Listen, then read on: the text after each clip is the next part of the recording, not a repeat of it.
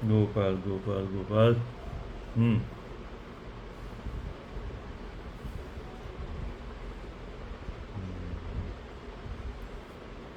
सच्चिदानन्दरूपाय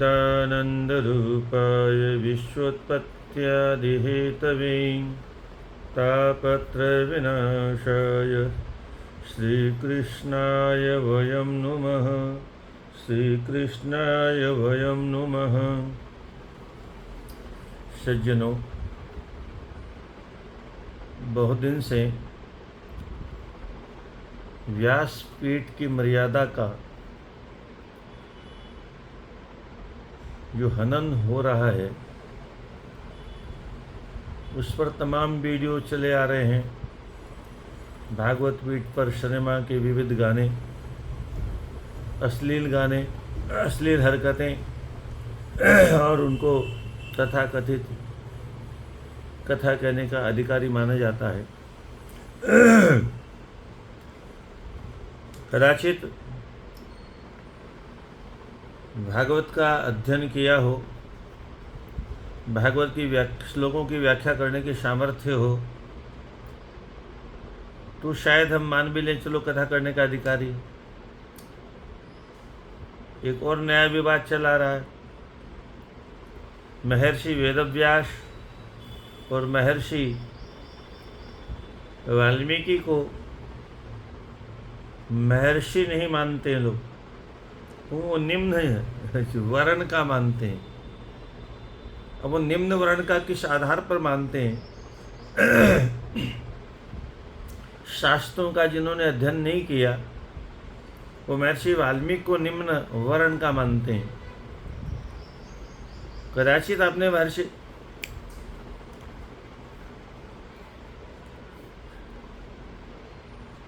उत्तिष्ठ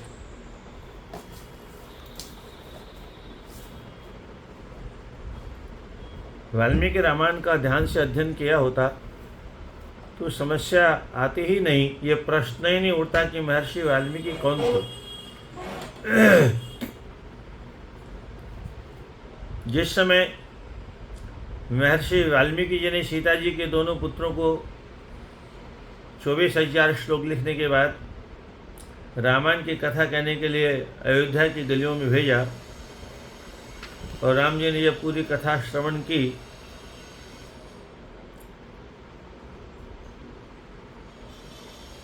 तो भगवान राम ने सेवक को भेज करके महर्षि,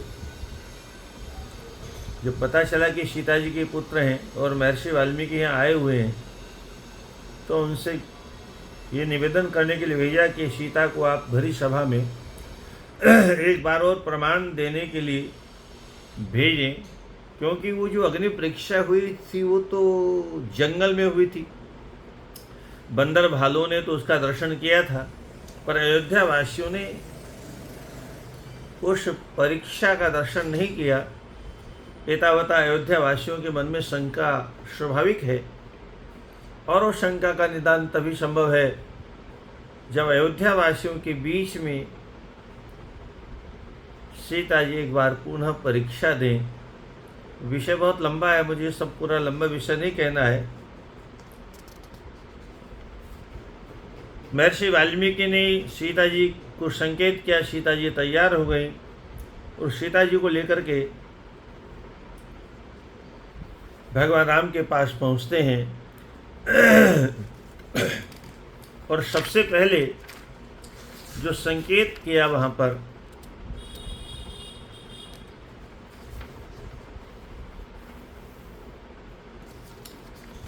वो संकेत ये है, इयं दशरथे सीता शुभ्रता धर्मचारिणी अपवादात् परित्यक्ता ममाश्रम समीपतः।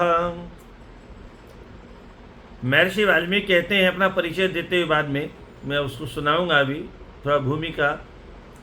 लोकापवाद भी तस्य तव राम महाव्रत प्रत्ययं दास्यते सीता तामनुज्ञातुमर्हसि।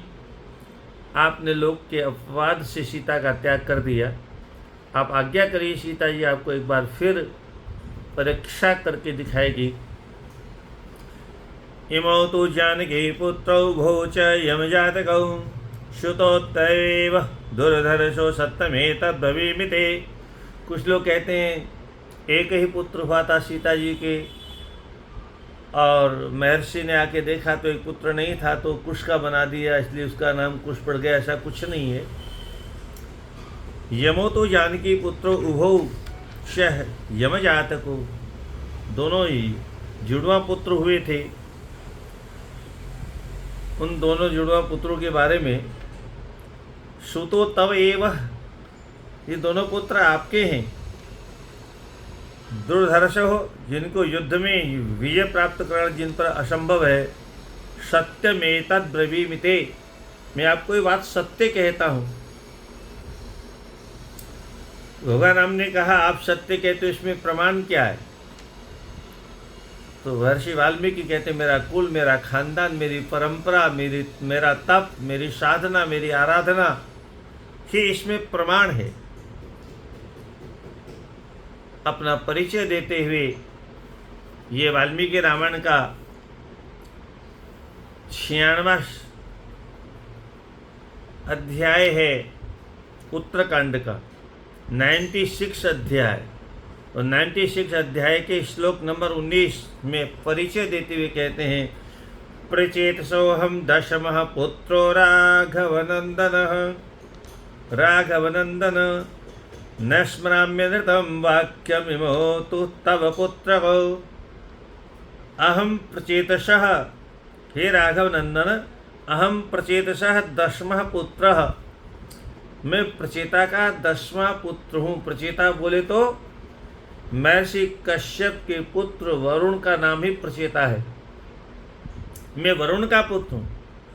कश्यप मेरा गोत्र है, कश्यप ऋषि की संतान हूँ मैं, उनके वंश में उत्पन्न हुआ हूँ।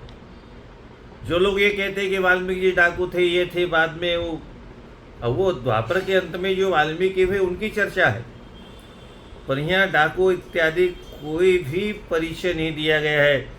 यहाँ स्पष्ट कहते हैं न स्मरामि अनृतम वाक्यम, इमो तो तव पुत्र को, ये दोनों आपके पुत्र हैं।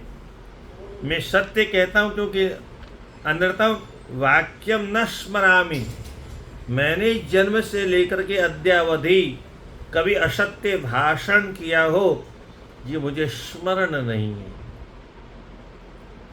अगर चोर और डाकू होते तो असत्य संभाषण भी करते, न जाने क्या क्या करना पड़ता है चोर डाकुओं को।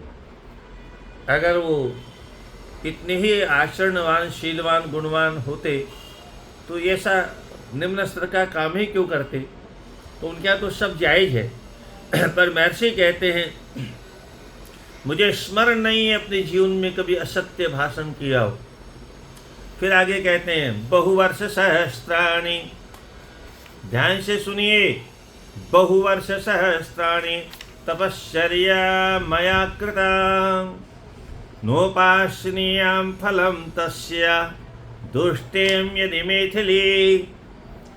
मैंने बहुवर्ष सहस्त्राणि, हजारों हजारों वर्षों तक, लाखों वर्षों तक मैंने तप किया है, साधना की है, आराधना की है। मया तपश्चर्या कृता,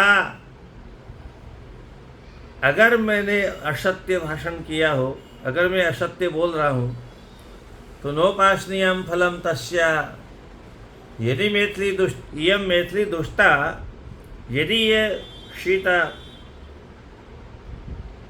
मैथिल नरेश की पुत्री आचरण से दुष्ट है तो मुझे अपने उन तपस्या का कोई भी फल प्राप्त न होवे। फिर कहते हैं मनसा कर्मणा वाचा भूतपूर्वं न किल विषम तस्याहं फलमश्नामि अपापा मैथिली यदि। अगर ये मिथिलाधिपति महाराज जनक की पुत्री निष्पाप न हो,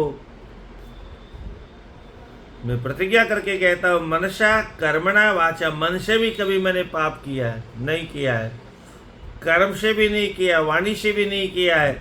भूतपूर्वम न किल विषम, भूत ने पहले भी कभी नहीं किया, आज तो कोई मतलब ही नहीं।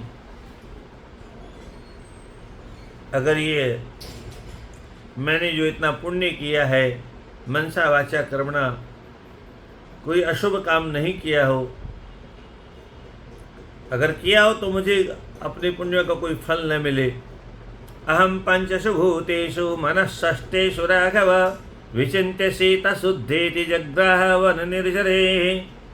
मैंने अपने पांचों ज्ञानेंद्रियों से, अपने मन से, बुद्धि से, सभी प्रकार से जब दृढ़ निश्चय कर लिया तभी सीता को मैंने स्वीकार किया। तो महर्षि कहते हैं मैं प्रचेता का, वरुण का 10वां पुत्र हूँ। ये महर्षि वाल्मीकि रामायण स्वयं अपना परिचय देते हैं। ये तो द्वितीय खंड की बात हुई। अब महर्षि को बार बार मुनि कहा गया है, महर्षि कहा गया है, ये प्रथम खंड में ही स्पष्ट हो जाता है। महर्षि वाल्मीकि ने रामायण लिखना कब प्रारंभ किया?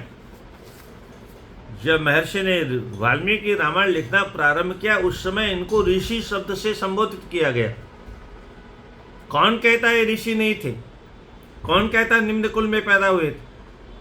शास्त्रों के आधार पर बोलना चाहिए, सुनी सुनाई बातों का। आजकल तो जिसको मन में आया व्यासपीठ पर बैठ गया, जो मन आया लबर लबर बोल रहा है। वो गांव के बेचारे सीधे साधे भोले भाले लोगों को ठग के अपना पेट भर रहा है, परिवार चला रहा है। एक व्यास जी यादव परिवार में कथा कर रहे थे, आपने देखा होगा बहुत सा वीडियो। 4-5 उनके बेटे भी बड़े हैं हट्टे कट्टे मंच पर विराजमान थे और मंच पर ही धमा चौकड़ी शुरू हो गई। ढिसुम ढिसुम वो उसको मार रहा, उसको मार रहा मंच पर ही। और व्यास जी कहते हैं यादव जी, ए ए ए ए अरे ओ चांडालो, अरे ओ, अरे तुम मंच पर मेरी बेइज्जती कर रहे हो, मेरे नाक कटवा रहे हो। फिर जब नहीं रुके वो तो कहते हैं हे भगवान ऐसी औलाद किसी को नहीं दे। तो एक बेटा कहता है ऐसा बाप किसी को नहीं दे। ये है व्यासपीठ पर ब्राह्मणों का हिस्सा खाना, और वो जब नहीं पचता है तो व्यासपीठ पर ही इसी प्रकार से तांडव होता है। तो प्राप्त राजस्य रामस्य, कुछ लोग जो ये कहते हैं कि वाल्मीकि रामायण ने वाल्मीकि बहुत पहले लिख के रख ली, वो भी पता नहीं कहाँ से कहते हैं। ये प्रथम बालकांड का 4th सर्ग है और उसका पहला श्लोक है प्राप्त राजस्य रामस्य वाल्मीकि भगवान ऋषि। 2 अद्भुत शब्द दिए यहाँ, भगवान और ऋषि। महर्षि ही नहीं कहा, भगवान ऋषि कहा। साक्षात भगवान षडेश्वरी संपन्न है, अवतार लेकर के अवतारी पुरुष आए हैं। तो भगवान राम का जब राज्याभिषेक हो गया तब महर्षि वाल्मीकि ने चकार चरितम कृष्णम विचित्र पद अर्थवत, विचित्र नाना प्रकार के पद और अर्थों से समन्वित इस रामचरित्र का निर्माण किया। आगे भी संकेत करते हैं तस्य चित्त चिंतन चिंतयमानस्य महर्षि भावितात्मनः अगृहीताम ततः पादो मुनिर्वेशो कुशीलवौ। महर्षि के चरणों में जब कुश और लव को बुलाया तो दोनों ने आकर के महर्षि भावितात्मनः, महर्षि के द्वारा विचार किए जाने पर कुश और लव ने आकर के चरणों में मुनिवेश कुशीलवौ, दोनों ने आकर के प्रणाम किया। तो ये बार बार महर्षि शब्द आया है। कौन कहता है महर्षि नहीं थे? इस प्रकार से जो उलूल जुलूल प्रलाप करना, शास्त्र विरुद्ध चर्चा करना, ये समझ में नहीं आता है लोग कहाँ से क्या क्या बोलते हैं। महर्षि थे और इसी प्रकार से व्यास जी के बारे में जहाँ तक चर्चा आती है तो व्यास जी के बारे में लोग ये कहते हैं कि व्यास जी तो दासराज की बिटिया के बेटे थे। पहली बात तो ये कि हमारे यहाँ कन्या की जाति नहीं होती, जिसके साथ में उसका विवाह होता था उस युग में उसी जाति की मानी जाती थी, और इसीलिए ऋषि महर्षि राजाओं की कन्याओं को मांग करके विवाह करते थे। ये एक घटना नहीं, हजारों घटनाएं ऐसी है पुराणों में। परंतु यहाँ तो यह भी समस्या नहीं है। वह बालिका दासराज की बालिका नहीं है, वह क्षत्रिय की अंश से उत्पन्न हुई।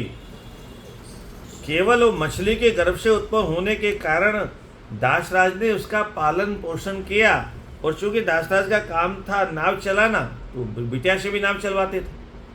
मछली के गर्भ से चूंकि उसका जन्म हुआ, इसलिए योजन गंधा दूर तक 1 योजन तक दुर्गंध आती थी शरीर में।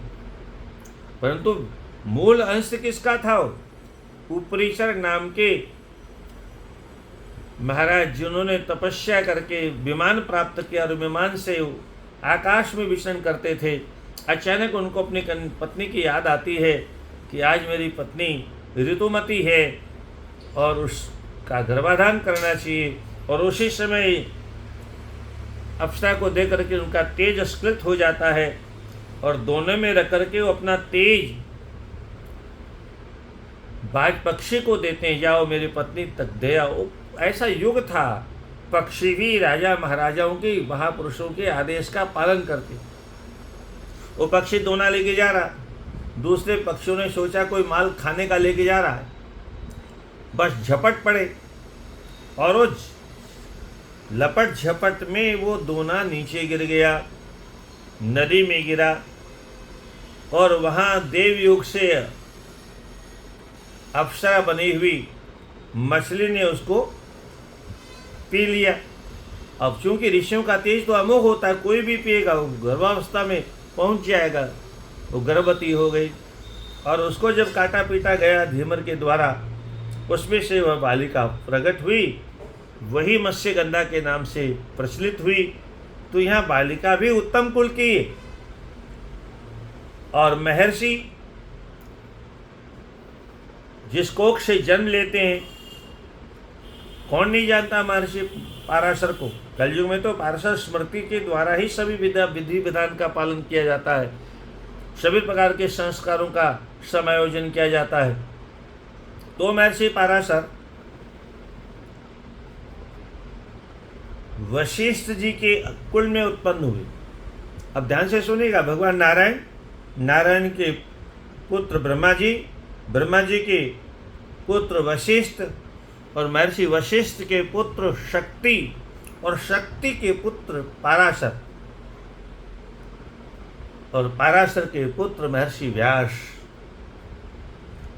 और घटना का क्रम सब जानते हैं। ऐसे नदी के उस पार जाने की इच्छा हुई, और दासराज ने कन्या को भेज दिया, और महर्षि ने उस कन्या के अवतार के उपक्रम को देखा, किस उद्देश्य से इसका अवतार हुआ है। तो उस कन्या में ही अपना दिव्य तेज आधान किया, कन्या से याचना की, क्योंकि वो एक जो दिव्य दृष्टि वाले महापुरुष होते हैं, उर्वरा भूमि को देख करके और वहाँ पर बीज का वपन करते हैं। ये देवी घटना, ये देवी उपक्रम है, और देवी घटना होने के कारण देव इच्छा से उन्होंने ऐसा किया। जब उसको याचना की समागम करने की, तो देवी ने कहा, बालिका ने कहा, महाराज ऐसा ऐसा है, और मैं तो आपकी योग्य नहीं हूँ, और मेरे शरीर से तो गंध आती है, और ये दिन का समय है। उन्होंने अपने तपोबल से अंधकार फैला दिया, कोहरा फैला दिया। उसने कहा, महाराज अगर आप कोई दिव्य संतान उत्पन्न करना ही चाहते हैं, तो आप जैसी वो दिव्य ऋषि संतान ही हो, और साथ साथ में मेरा कन्या का जो स्वरूप है वो नष्ट न हो, और मेरे शरीर से दुर्गंध समाप्त हो जाए, और मैं सदा नव यौवना बनी रहूं। इतने सारे वरदान दे दिए। तथास्तु तथास्तु तथास्तु। ऐसी सामर्थ्य रखने वाले महर्षि पाराशर। और उसके बाद में गर्भाधान संस्कार करने के तुरंत बाद महर्षि व्यास जी प्रकट हो जाते। यह कथा मैं आपको अभी 11 तारीख से काशी में, वाराणसी में महाभारत की कथा होने वाली है, और वहाँ पर ये सारी कथा विस्तार से आपको सुनने को मिलेगी। कैसे महर्षि ने तुरंत प्रकट होकर व्यास जी ने कहा, माता जी को प्रणाम किया, पिताजी को प्रणाम किया, और कहा माता जी अभी तो मैं तपस्या करने जा रहा हूँ, मेरी जब आवश्यकता हो तो आप मुझे याद करना और मैं तुरंत आ जाऊँ। और विचित्र वीर्य के जाने के बाद संतानहीन अंबिका अम्बालिका को संतान के निमित्त जब याद किया तो महर्षि पहुंच गए और नियोग विधि से संतान उत्पन्न की।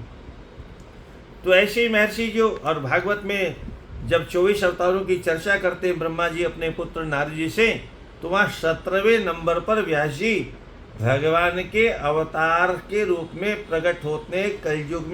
कलयुग के जीवों को वैदिक धर्म का ज्ञान करवाने के लिए पहले वेदों का भाष्य करते हैं और फिर वैदिकी भाषा कठिन होने के बाद में उन्हीं वेदों को पुराणों के रूप में परिभाषित करते हैं। तो ऐसे महर्षि व्यास साक्षात भगवान के अवतारी पुरुष हैं, साक्षात भगवान ही है। एक पंक्ति आपने सुनी होगी, व्यासस्तु भगवान स्वयं। एक पंक्ति आपने और सुनी होगी, व्यासो छिष्टम जगत सर्वम। संसार में जो कोई बोलता है वो व्यास जी का झूठा बोलता है। विश्व में एक ही धर्म है, सनातन धर्म, बाकी तो सब पंथ और मत मतांतर हैं। 4 वेद, 4 उपवेद, 6 शास्त्र, 18 पुराण, 18 उपपुराण, 108 उपनिषदें, कितना विशाल आध्यात्मिक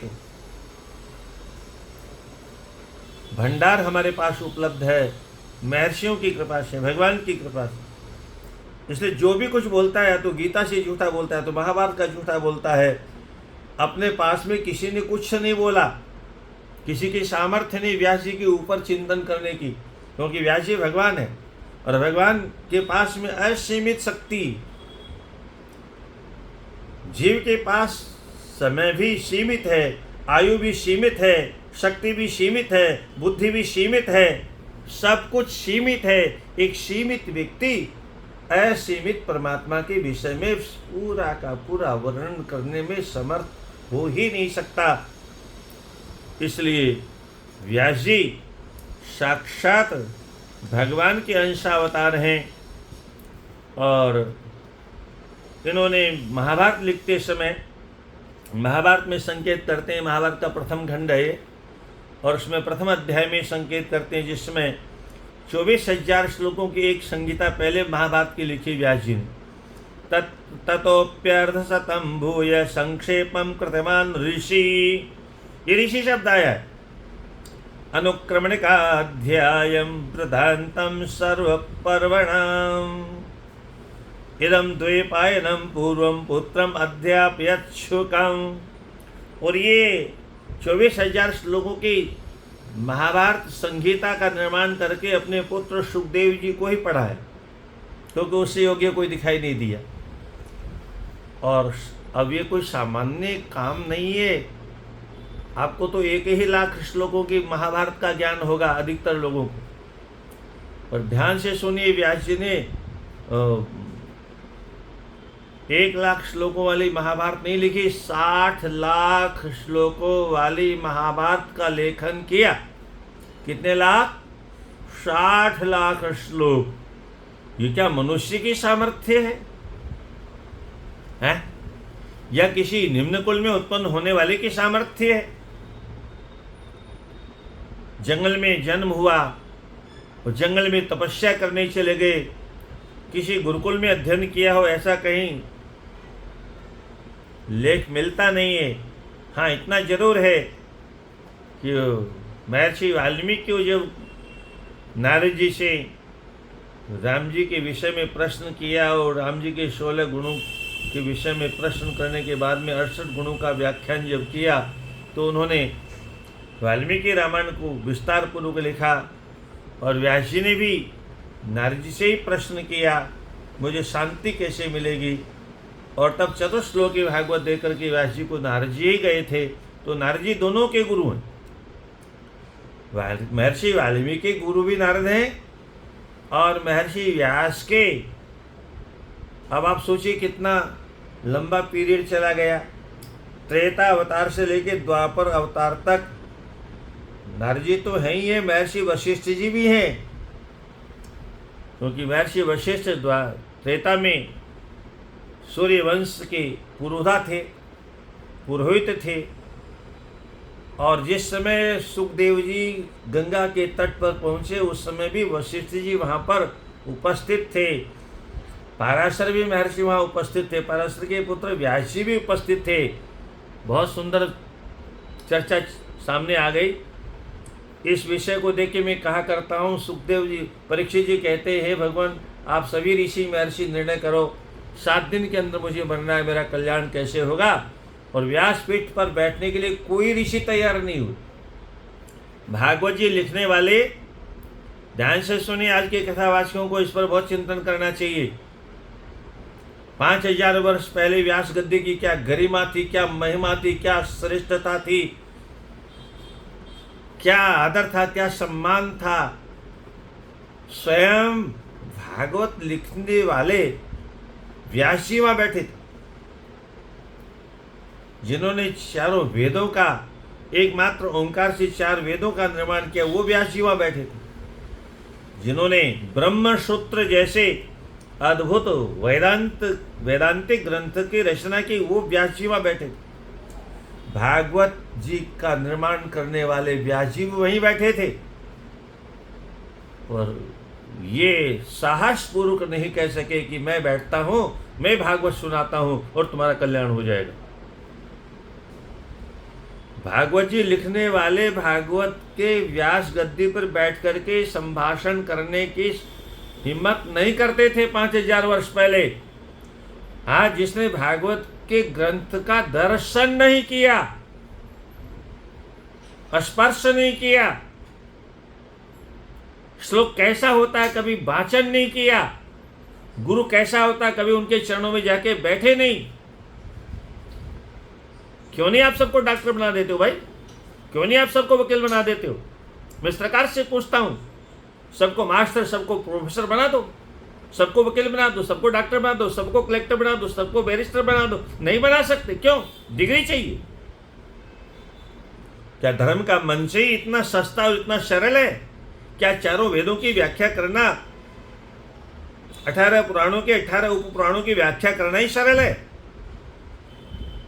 ऐ ऊण की पूंछ किधर होती है, रामः रामो रामः कहाँ बनता है, राम जाता है इसका अनुवाद नहीं आता। बोले सबको अधिकार है। ये कैसा है भाई? सबको डॉक्टरी करने दो। फिर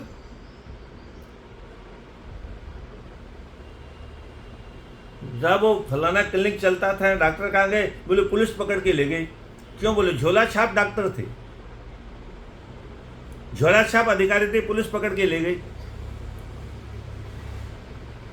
अन्य जगह तो सब झोला छाप। और व्यास गद्दी पर सबको अधिकार है।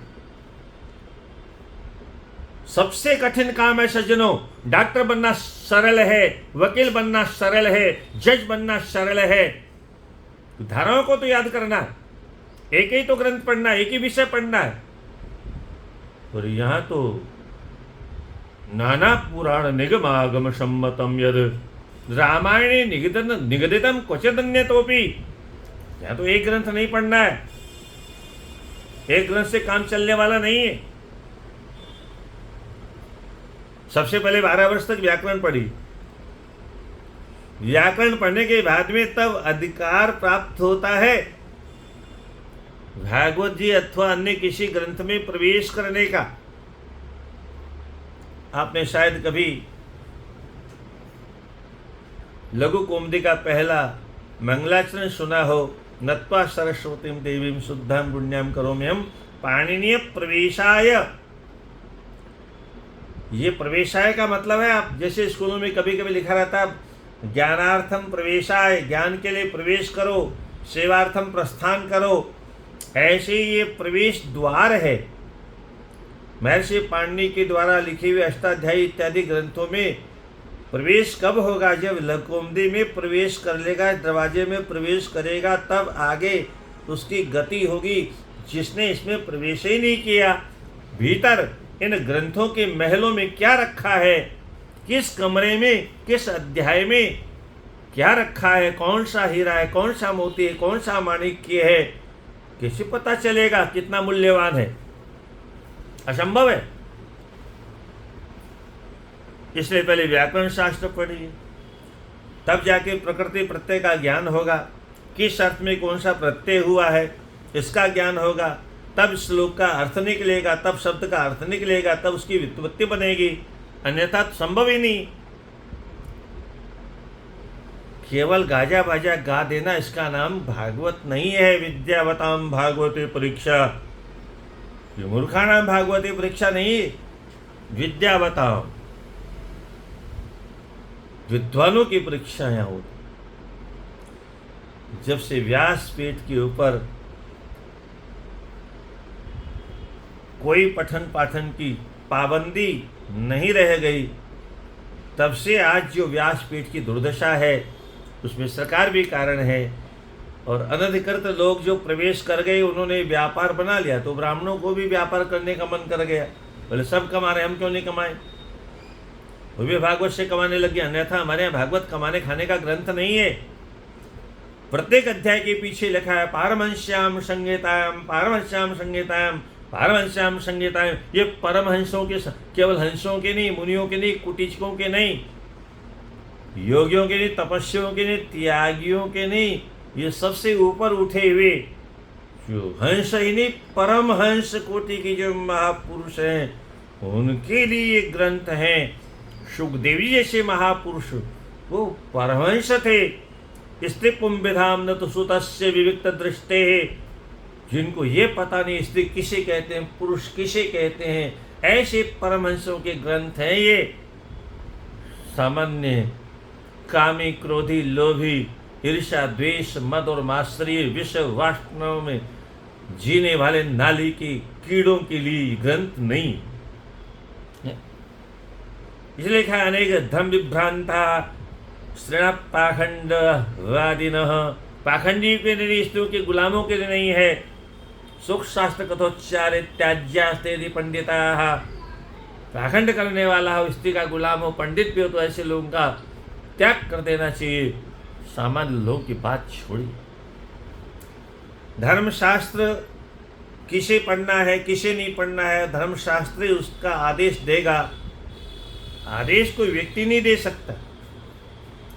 डॉक्टर कैसे बनना है, किसको बनना है, उसकी विधि क्या है, वो डॉक्टर की क्लास में डॉक्टर बताए। वकील कैसे बनना है, ये वहाँ की क्लास में पता चले। मास्टर कैसे बनना है, ये उसकी अपनी विधि है। बिना विधि के कोई कुछ नहीं बन सकता। बिना विधि के व्यास भी नहीं बन सकता, बिना विधि के कथावाचक भी नहीं बन सकता। उसकी अपनी विधि है। विधिहीन से यज्ञ से सद्य कर्ता विनश्यति, महर्षि वाल्मीकि का वाक्य वाल्मीकि रामायण में 2 बार आया।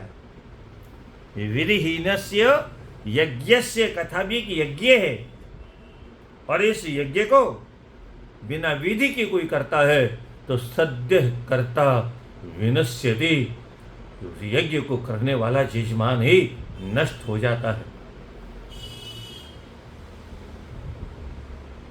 शास्त्रों को बिना जाने, शास्त्रों की पूंछ किधर है कुछ पता नहीं, उलुल जुल जो मन में आया, मैकाले की शिक्षा पढ़ करके और अंग्रेजों का संविधान पढ़ करके सब बराबर है, आंख भी बराबर है, कान भी बराबर है, नाक भी बराबर है, पैर भी बराबर है। कमाल है भाई, कैसे? सबका अपना अपना धर्म है, सब कुछ बराबर नहीं हो सकता। इस शरीर के अंदर प्रत्येक अंग का अपना अलग अलग महत्व है। हाथ के बिना भी काम नहीं चल सकता तो पैर के बिना भी काम नहीं चल सकता, आंख के बिना काम नहीं चल सकता तो मुंह के बिना भी काम नहीं चल सकता। आंख का अपना महत्व, आंख अपना धर्म छोड़ देगी, आंख 2 कौड़ी की नहीं रह जाएगी। मुख अपना धर्म छोड़ देगा, मुख 2 कौड़ी का नहीं रह जाएगा। हाथ अपना धर्म छोड़ देगा, हाथ 2 कौड़ी का नहीं रह जाएगा। पैर अपना धर्म छोड़ देगा। स्वधर्मम निधनम श्रेय पर धर्मो भयावह। प्रत्येक अंग अपने अपने धर्म और अपने अपने कर्तव्य का पालन करते हैं। ऐसे हमारे यहाँ चारों वर्णों को भी अपने अपने धर्म और अपने अपने कर्तव्य का पालन करने का निर्देश हमारे वेदों ने दिया। और ये अनवरत गति से अरबों वर्षों से चली हुई सृष्टि में सब कुछ ठीक चल रहा था। कभी किसी वर्ण में परस्पर में विवाद नहीं हुआ, कभी आपस में डिसम डिसम नहीं हुआ।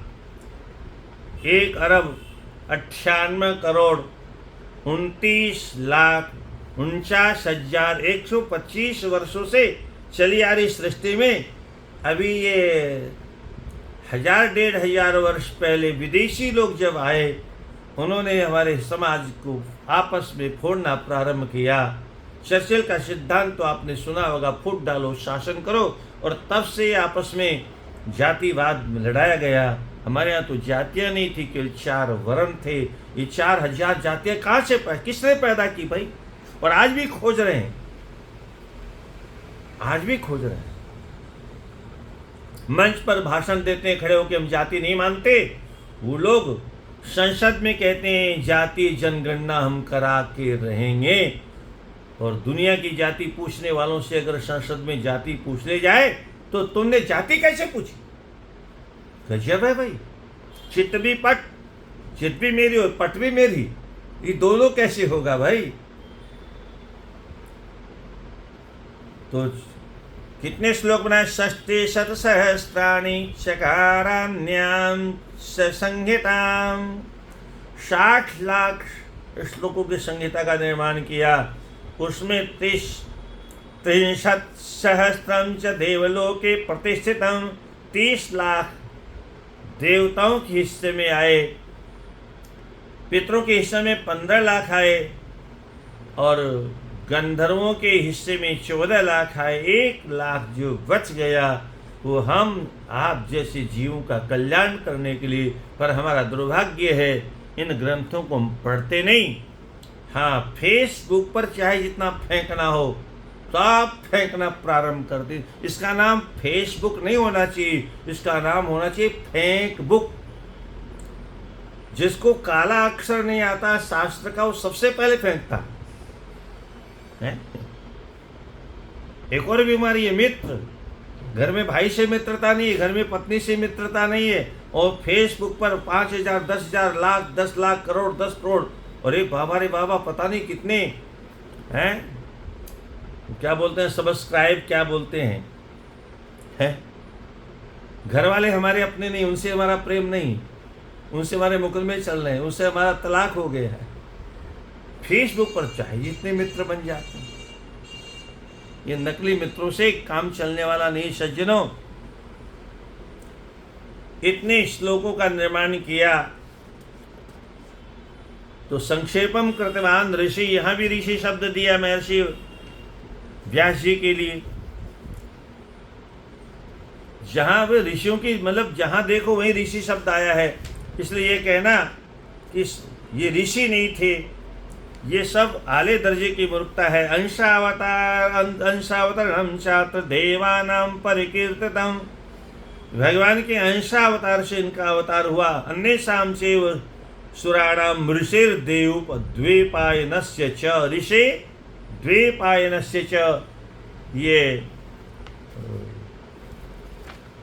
महाभारत के प्रथम खंड के 2 अध्याय का 93वां श्लोक है। यहाँ भी ऋषि द्वैपायनस्य च, व्यास जी को ऋषि शब्द कह करके संबोधित किया गया। कहाँ तक बताओ सज्जनों, ग्रंथों में बार बार ऋषि शब्द की चर्चा आती है, पर आज के लोग ग्रंथों को बिना पढ़े कह देते हैं ये ऋषि नहीं थे, ये निम्न योनि में पैदा हुए थे। पराशर महर्षि वशिष्ठ कुल में पैदा हुए, और कन्या सत्यवती ये उपरिचर महाराज की अंश से उत्पन्न हुई, दोनों ही निम्न वर्ण के नहीं थे। तो ये ब्राह्मण और क्षत्रिय का संबंध तो परंपरा से उस समय होता था, कल युग में वर्जित है। जब वर्जित है तो सब कुछ हो रहा है। गवर्नमेंट ने भी अंतर जातीय विवाह करने पर प्रमाण पत्र देती है, पैसा देती है, पता नहीं क्या क्या, सनातन धर्म को नष्ट भ्रष्ट करने के लिए। लव जिहाद को भी मान्यता दे। प्रेम विवाह क्या है? ये वही तो है। इस प्रेम शब्द पर कभी वीडियो बनाएंगे, और एक वीडियो हम बनाएंगे आज जो बहन बेटियों का, ओहो, जो लोग कहते हैं पहले नारी की इज्जत नहीं होती थी, आज हमने नारी को सम्मान प्रदान किया है। वो नारी का सम्मान कहाँ है? कितना सम्मान है? किस कोने में सम्मान है? सिनेमा में अर्धनग्न से भी अर्धनग्न अवस्था में नचवाने वाले कहते हैं पहले नारी का सम्मान नहीं था। इस देश में नारी का सम्मान करना तो जटायु जैसे मांस भक्षण करने वाले गीध को भी आता था, आज के मनुष्य को नहीं आता। वीडियो बनाएगा, पर गुंडों से बचाने वाला कोई माई का लाल सामने नहीं आएगा। क्यों नहीं आएगा? एक ही है, उसको ये हम सिखाएंगे नहीं, कभी चर्चा करेंगे। बोले वृंदावन बिहारी लाल की।